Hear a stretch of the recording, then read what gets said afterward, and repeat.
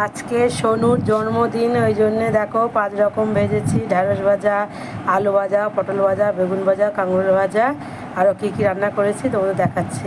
এই যে গাঁটি কচু দিয়ে মাছের ঝোল করেছি, কারণ দুদিন ধরে মাংস খেলাম, এনে বললো মাংস খাবো না, আমার জন্য মাছের ঝোল হয়েছে। এই টমেটোর চাটনি হচ্ছে, ডাল সিদ্ধ বসিয়ে দিয়েছি। ডাল না হলে ভাজাগুলো খাবো ভালো লাগবে না, ভাজাভুজি ডাল দিয়েই তো ভালো লাগে।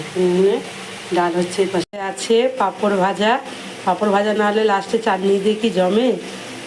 সোনুর জন্মদিন বলে এই অল্প কিছু আয়োজন করেছি। 5 রকম ভাজা করেছি, ডাল সিদ্ধ, কচু দিয়ে মাছের ঝোল, স্যালাড দিয়েছি, চাটনি, পাঁপড়। মাংস 2 দিন হয়েছে খেয়েছি, ওই জন্য আর ভালো লাগছে না, ওই জন্য বললো আজ মাছই করো, ওই জন্য মাছই করেছি। নাহলে মাংস একটু জন্মদিনে হলে একটু ভালোই হয়, কিন্তু খাবে না বলেই 3 দিন ধরে খাচ্ছি। 2 দিন মাংস